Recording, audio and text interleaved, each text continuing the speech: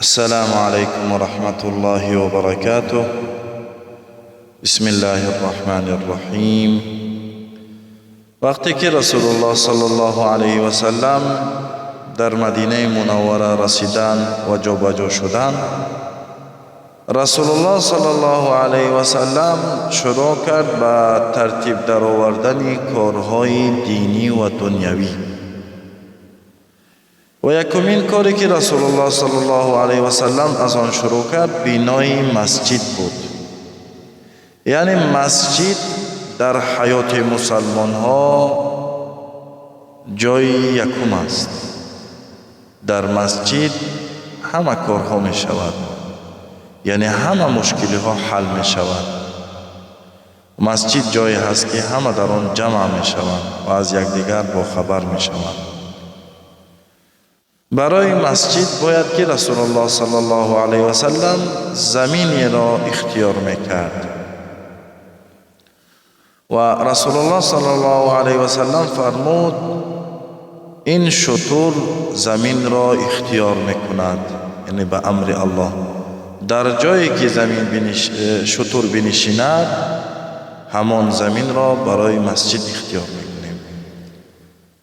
شتر در کوچه های مدینه راه می رفت و زمین ها را نظر می کرد، نگاه می کرد تا اینکه به زمینی آمد. زمینی دو یتیم بود، در آنجا نشست. رسول الله صلی الله علیه و سلم پرسید این زمینی کی است؟ مردم گفتند این زمینی دو یتیم است. زمین بسیار ویرانه بود، قبرهای مشرکین در آن بودند و زمین یعنی هموار نبود. رسول الله صلی الله علیه و سلم زمین را از دو یتیم خرید و شروع کردند به هموار کردن زمین. قبرها را به دیگر جا بردند و شروع کردند به بینای مسجد نبوی. رسول الله صلی الله علیه و سلم با صحابه ها کار میکرد. صحابه ها باشند نشید میخواندند تا که سختی کار را نفهمند. هوا بسیار گرم بود. دیوارهای مسجد را با خشتهای لایی بنا کردند و جاهایی که دروازه را میگذارند آنها را با سنگ بنا کردند.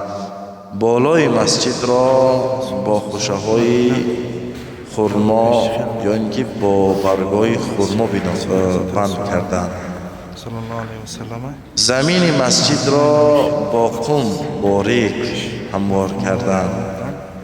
آن وقت مسلمان ها آنقدر یعنی قوت و توانایی نداشتند، یعنی مال آنقدر نداشتند و اکثر آنهایی که آمده بودند مهاجرین بودند، بسیار فقیر بودند. یک مسجد ساده بنا کردند. برای مسجد 3 دروازه بنا کردند و قبله طرف بیت المقدس شد، طرف فلسطین شد. و در نزد مسجد 2 خانه بنا کردند. یک خانه سعوده بنت زمعه بود و دیگری را برای عایشه رضی الله عنها بنا کردند. رسول الله صلی الله علیه و سلم با عایشه ازدواج کرده بود. وقتی به مدینه منوره رسیدند ماه شوال 1 هجری، یعنی سالی که همون 1 هجری بود، یعنی مسلمان ها سال هجری را اختیار کردند. 1 سالی که مسلمان ها به مدینه رسیدند، رسول الله صلی الله علیه و سلم به مدینه منوره رسید. رسول الله صلی الله علیه و سلم با عایشه ازدواج کرد. اکنون مسجد نبوی بنا شده بود و برای نماز مسلمان ها می اومدند. یک وقت معین نبود، هر کسی می اومد گروه نماز می خوان می رفت و مسلمان ها با رسول الله صلی الله علیه و سلم در مسجد جمع شدند. مشورت میکردند که یک علامتی باشد وقتی نمازها همه در آن جمع شود و یک تا نماز جماعت بخوانیم. هر کسی فکر خود را می گفت. کسی از آنها گفت آتش را می برداریم، یعنی وقتی آتش را بینند مردم جمع شوند. دیگری گفت با سرنه آواز بلند می کنیم. دیگری گفت در تبلک می زنیم، در کوچه های مدینه می گردیم. ولی همه این علامت ها با رسول الله صلی الله علیه و سلم پسند نآمد. پس عمر رضی الله عنه گفت آیا خوب نمی شود در کوچه های مدینه یک شخص گذر کند و همه را صدا کند؟ نماز جماعت می شود، نماز جماعت می شود، مردم جمع شوند. رسول الله صلی الله علیه و سلم فرمود این خوب است، این فکر خوب است، و مردم همین طور برای نماز جمع می شدند. روز عبدالله ابن زید ابن عبدالربه انصاری در خواب دید که اذان است، یعنی اذان را در خواب دید. چطور گفتن اذان را در خواب دید. پس نزد رسول الله صلی الله علیه و سلم آمد و خواب خود را نقل کرد. رسول الله صلی الله علیه و سلم فرمود این خوب است، این خواب تو حق است. پس به عبدالله فرمود اذانی که در خواب دیدی آن را برای بلال یاد بده. بلال آوازش بلند است و آواز خوب دارد. بلال رضی الله عنه اذان را یاد گرفت و وقتی نماز شد اذان داد. عمر رضی الله عنه آواز بلال را شنید، نزدیک آمد اذان میگوید. عمر رضی الله عنه گفت به الله سوگند همین اذان را من در خواب دیده بودم. و از آن وقت مسلمان ها اذان می گفتند و برای این نماز جمع می شدند. اکنون مردمی که از مکه آمده بودند، مهاجرین بودند، بسیار فقیر بودند، خانه نداشتند، یعنی بسیارشان فقیر بودند، فقط هجرت کردند، با خود هیچ چیزی نآورده بودند. اهل مدینه یعنی انصاری ها مهاجرین را در خانه های خود مهمانداری میکردند و با آنها دست یاری دراز میکردند تا که آنها یعنی غربت را حس نکنند. الله متعال این مناسبتی که انصاری ها با مهاجرین میکردند این را در قرآن ذکر کرده است. اعوذ بالله من الشیطان الرجیم. بسم الله الرحمن الرحیم. والذین تبوأوا الدار والإيمان من قبلهم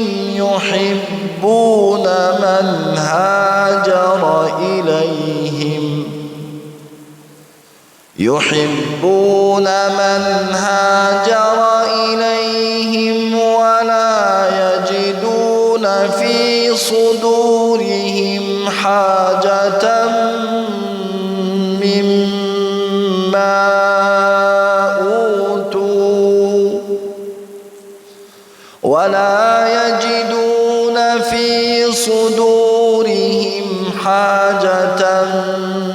مما أوتوا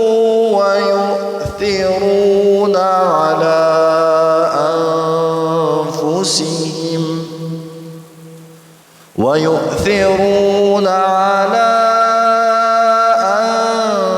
أنفسهم ولو كان بهم خصاصة. و کسانی که هجرت کردند، خانه های خود را گذاشتند و مدینه آمدند، آنها را انصاری ها دوست می دارند و در دل آنها هیچ حسدی نیست به سوی آنها و به آنها یاری می کنند. حاجتهای آنها را برآورده میکنند اگرچه خود آنها محتاج آن باشند. رسول الله صلی الله علیه و سلم بین مهاجرین و انصار باز محبت را زیادتر کرد، باز آنها را نزدیکتر کرد. هر انصاری یک مهاجر را برادر خود اختیار کرد و به خانه خود برد و احتیاج آن را برآورده می‌کرد. حتی اینکه میراث را هم در آن گذاشته بود، یعنی مهاجر در میراث انصاری یک جا بود و بعدتر میراث از بین رفت، یعنی بعدتر دیگر مهاجر از میراث حق نداشت، ولی در اول مهاجر از انصاری میراث میگرفت، یعنی اگر وفات میکرد او در میراث حق داشت. مهاجرین نزد رسول الله صلی الله علیه و سلم آمدند و گفتند یا رسول الله ما درخت‌های خرمای زیاد داریم، می‌خواهیم بین خودمان و مهاجرین آن را تقسیم کنیم. رسول الله صلی الله علیه و سلم راضی نشد، فرمود همین که شما آنها را یاری میکنید کافی است. سعد ابن الربیع بسیار ثروتمند بود، یعنی یکی را قصه این صحابه را نقل میکنند.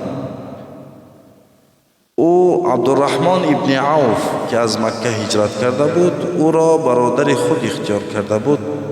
سعد ابن الربیع به عبدالرحمن ابن عوف گفت ای برادر من مال و ملک زیاد دارم، آن را میخواهم با تو دو تقسیم کنم و دو همسر دارم. من میخواهم هر دوی آنها را بیارم، هر دوی آنها را ببین، یکی را پسند کردی به من بگو، او را طلاق میکنم و بعد از پوره شدن عده آن را میتونی به خود به همسری بگیری. عبدالرحمن ابن عوف گفت الله تو را در مال و ملک و اهلت برکت زیاد عطا کند. مال و ملک و اهلت از خودت، به من فقط بازار را نشان بده. یعنی عبدالرحمن ابن عوف سوداگر بود، سوداگری صادق. پس برای او بازاری بنی قینقاع را نشان دادند. زمانی نگذشته بود که او به بازار رفت و در بازار کار کرد و صاحب مال شد و از دختری انصاری ها ازدواج کرد. رسول الله صلی الله علیه و سلم فرمود عبدالرحمن خاک را بگیرد زر می شود. یعنی یک انسانی هست که وقتی در بازار کار میکند یا اینکه سودا میکند فایده میکند. اکنون در مدینه منوره مسلمانان زندگی میکردند. آنها به قانونی احتیاج داشتند، برای اینکه در مدینه بغیر از مسلمانان مشرکین و یهودی ها هم بودند و مدینه به قانونی احتیاج داشت تا اینکه ترتیب در زندگی باشد، ترتیب در دین باشد. رسول الله صلی الله علیه و سلم بین مشرکین و مسلمان ها و بین یهودی ها و مسلمان ها قانونی نوشت. یکم کسی از قریش یا اینکه اهل مدینه مسلمان می شود یک امت است، یعنی دیگر گفته نمی شود که این قریشی است، این اهل مدینه است، این از قبیله فلانی است. آن را مسلمان می نامند، یک امت است. دوم همه بر ضد ظالم و فاسد یک دست می شوند و دفاع می کنند. یعنی چی قریشی چی مشرک باشد یا اینکه یهودی باشد یا اینکه مسلمان است در مدینه زندگی می کند، بر ضد ظالم و فاسد یک دست می شود. کسی نباشد اگر ظالم و فاسد باشد همه یک دست می شود و یعنی دفاع میکنند از مظلوم. پرداخت خون مسلمان را همه یک جایه پرداخت میکنند. یعنی وقتی که یک مسلمان را کسی میکشد آن را از آن دفاع میکنند، حق آن را میگیرند و کسی از مسلمان ها کسی دیگر را میکشد اگر از آن پرداخت خون طلب میکنند، یعنی میگویند که برای اینکه این را کشتی یعنی یک مقدار پولی باید بدهی و از گناهش میگذریم، همه یک جایه میشوند و اون پول را جمع میکنند، پرداخت خون را جمع میکنند. مسلمانان را مشرکین و یهودی هایی که در مدینه هستند حمایت میکنند. یعنی مشرکین منطقه خاص داشتند، یهودی ها منطقه خاص داشتند، آنها از جاهای خود دفاع میکنند تا اینکه کسی به مدینه ندرآید و از مسلمان ها مشرکین و یهودی های مدینه که در مدینه زندگی میکنند حتمی باید دفاع کنند وقتی که در مدینه زندگی میکنند.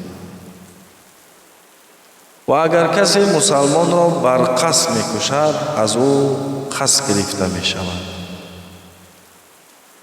برای مسلمان ها اجازت نیست شخص غیر مسلمان را حمایت کند، یعنی در خانه خود جا کند و از آن حمایت کند. اگر در مورد اختلاف کردن پس آن مسئله را به قرآن و سخن رسول الله صلی الله علیه و سلم حل میکنند، یعنی آن را به رسول الله صلی الله علیه و سلم میگذارند، رسول الله صلی الله علیه و سلم خودش حل میکنند.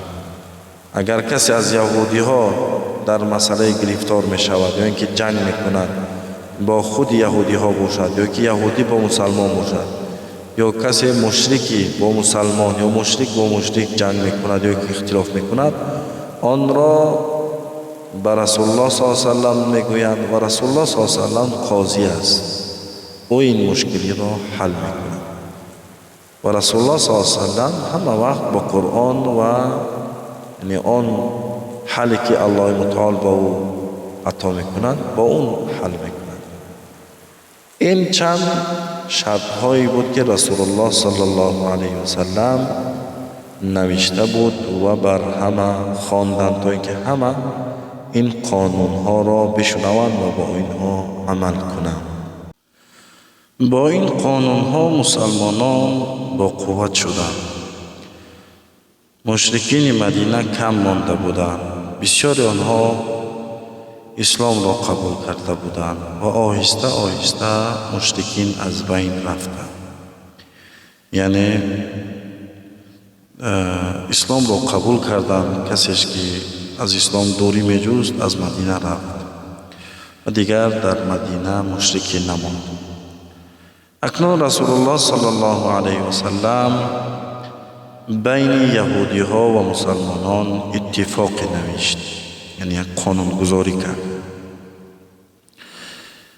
یکم یهودی ها با مسلمانان یک دست می شوند و یهودی ها شریعت خود را دارند، مسلمان ها شریعت خود را دارند. هر کسی منطقه خود را دفاع می کند. یعنی یهودی ها در یک منطقه مدینه زندگی می کنند، آنها باید منطقه خود را حمایت کنند و کسی بر مدینه حمله می کند همه یک جایه از مدینه دفاع می کنند و بر ضد دشمن می جنگند و هر مشکلی که می شود آن را رسول الله صلی الله علیه و سلم باید حل کند. یعنی آن مشکلی را باید نزد رسول الله بگویند و رسول الله صلی الله علیه و سلم آن مشکلی را برطرف کند و با قریشی ها تجارت نکنند. و همین طور در مدینه منوره قانون جاری شد و مسلمان ها ترتیب و نظام را دیدند، قوت گرفتند. رسول الله صلی الله علیه و سلم باشد در مدینه دیگر آزاد دعوت میکرد و مسجد جای تعلیم شده بود.